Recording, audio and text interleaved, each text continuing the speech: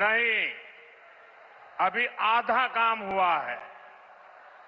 मैंने सिर्फ वो पर्दा हटाया है, लेकिन मैं आज चाहता हूं इस एयरपोर्ट का उद्घाटन यहां जो भी उपस्थित है आप सब करें।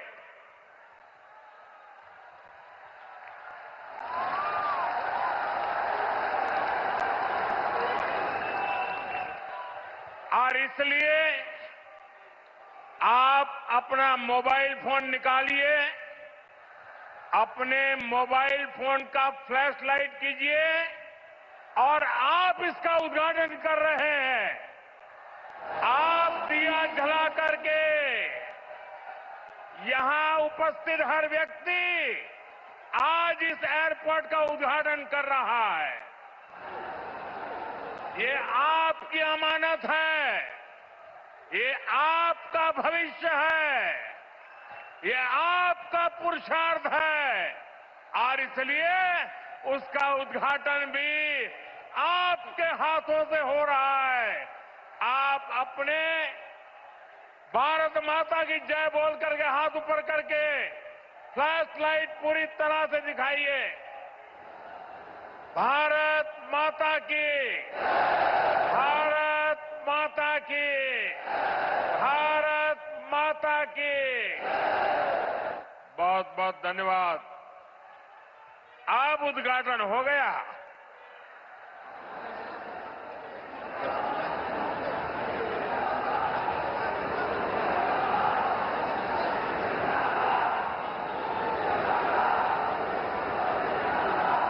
उत्तर प्रदेश की राज्यपाल आनंदीबेन पटेल, यहां के मुख्यमंत्री योगी आदित्यनाथ जी, उप मुख्यमंत्री केशव प्रसाद मौर्य, ब्रजेश पाठक,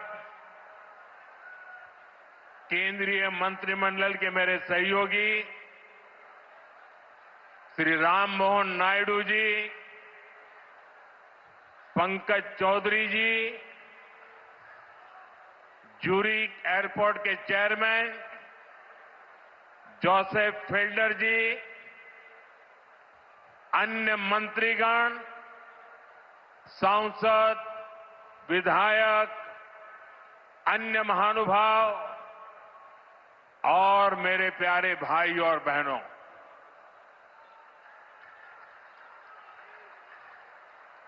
मैं देख रहा हूं आज जहां भी मेरी नजर पड़ रही है सारे युवा मुझे नजर आ रहे हैं।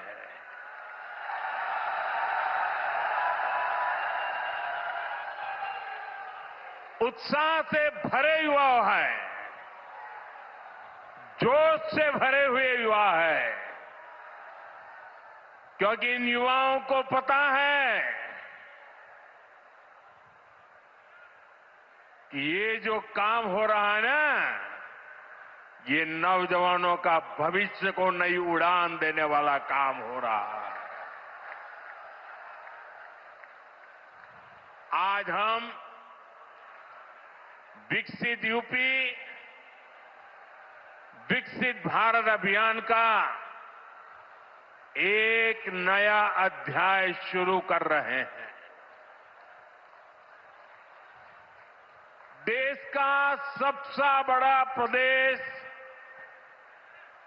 आज देश के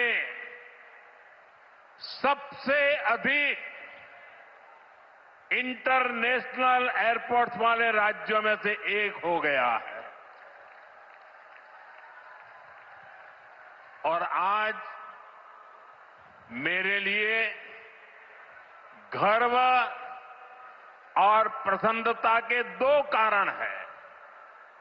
एक तो ये है, इस एयरपोर्ट का शिलान्यास भी करने का सौभाग्य आप सबने मुझे दिया था और आप सबने इस एयरपोर्ट के उद्घाटन का सौभाग्य भी मुझे दिया। लेकिन मैंने उस सौभाग्य को आपके साथ बांट दिया और आपके हाथों से उद्घाटन करवा दिया। दूसरा, जिस उत्तर प्रदेश ने मुझे अपना प्रतिनिधि चुना, जिस उत्तर प्रदेश ने मुझे सांसद बनाया, उसकी पहचान के साथ, उस उत्तर प्रदेश की पहचान के साथ इस भव्य एयरपोर्ट का नाम भी जुड़ गया है। साथियों, नोएडा का ये एयरपोर्ट आगरा, मथुरा, अलीगढ़, गाजियाबाद, मेरठ, इटावा, बुलंदशहर, फरीदाबाद, इस पूरे क्षेत्र को बहुत बड़ा लाभ होने वाला है। हिंदुस्तान को और उत्तर प्रदेश को तो होना ही होना है। ये एयरपोर्ट पश्चिमी उत्तर प्रदेश के किसानों, छोटे और लघु उद्योगों, यहां के नौजवानों के लिए अनेक नए अवसर लेकर आने वाला है। यहां से दुनिया के लिए विमान तो उड़ेंगे ही, साथ ही ये विकसित उत्तर प्रदेश की उड़ान का भी प्रतीक बनेगा। मैं उत्तर प्रदेश को विशेष रूप से पश्चिम उत्तर प्रदेश की जनता को इस भव्य एयरपोर्ट के लिए बहुत बहुत बधाई देता हूं। साथियों, आज का ये कार्यक्रम भारत के नए मिजाज का प्रतीक है। आप सभी देख रहे हैं कि आज पूरा विश्व कितना चिंतित है। पश्चिम एशिया में एक महीने से युद्ध चल रहा है।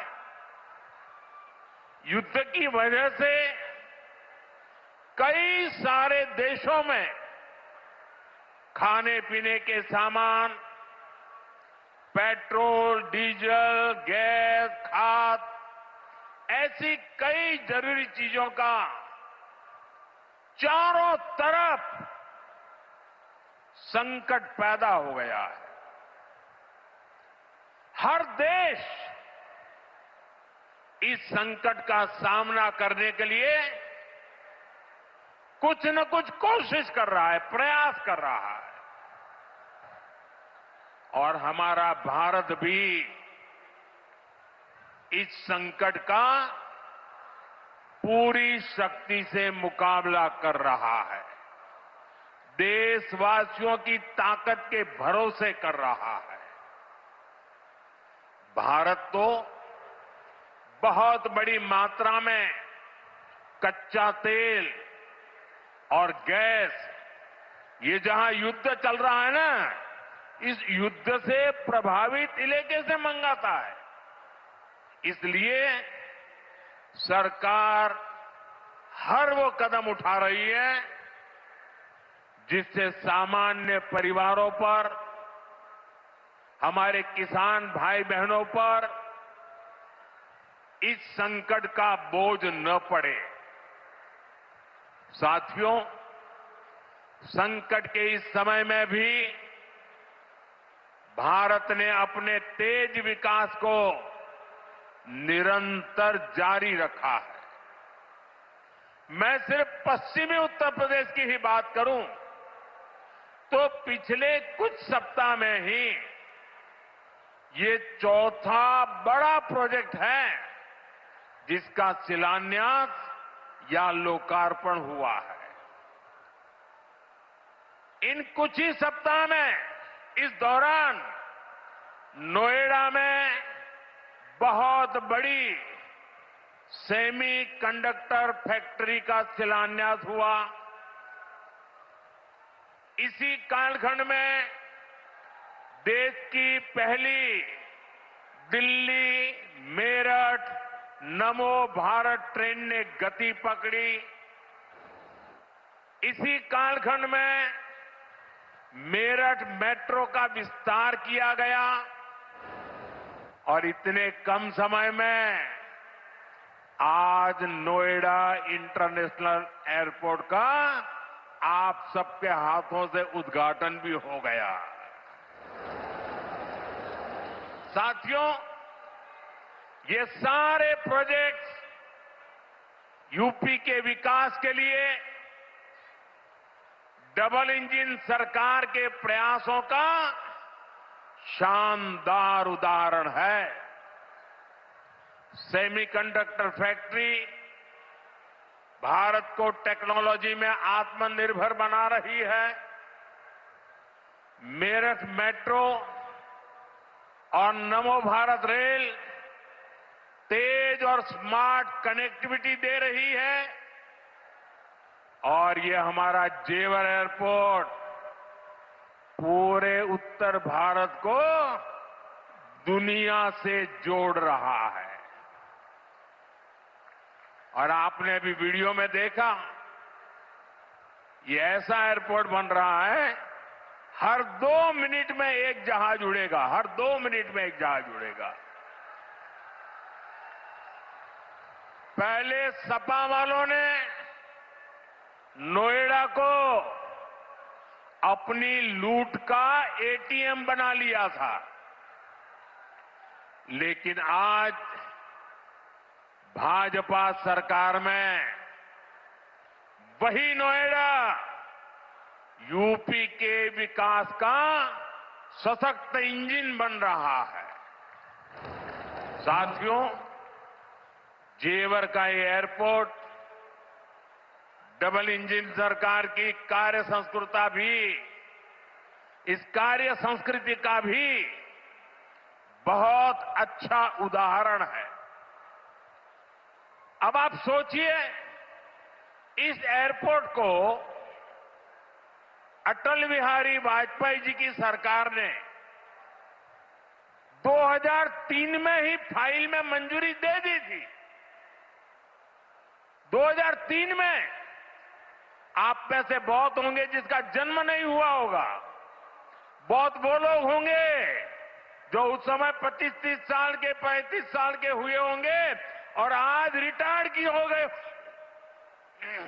लेकिन एयरपोर्ट नहीं बना। लेकिन केंद्र में कांग्रेस और यहां की पहले की सरकारों ने सालों तक इस एयरपोर्ट की नींव तक नहीं पड़ने दी।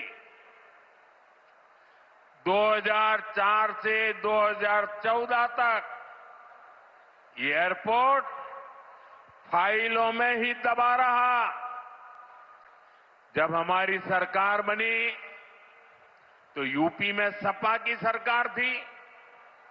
शुरू के 2-3 सालों में सपा वालों ने इस पर काम नहीं होने दिया, लेकिन जैसे ही यहां भाजपा एनडीए की सरकार बनी, दिल्ली में भाजपा एनडीए की सरकार बनी, तो जेवर एयरपोर्ट की नींव भी पड़ी, निर्माण भी हुआ और अब ये शुरू भी हो गया है। साथियों, एयरपोर्ट के अलावा ये क्षेत्र देश के 2 बड़े फ्रेट कॉरिडोर का भी हब बन रहा। ये फ्रेट कॉरिडोर मालगाड़ियों के लिए बिछाई गई स्पेशल पटरियां हैं। इससे उत्तर भारत की बंगाल और गुजरात के समंदर से कनेक्टिविटी बेहतर हो गई है और दादरी वो स्थान है जहां ये दोनों कॉरिडोर आपस में मिलते हैं। यानी यहां किसान जो उगाते हैं, यहां उद्योग जो कुछ बनाते हैं, वो जमीन से, हवाई मार्ग से दुनिया के कोने कोने तक तेजी से जा पाए।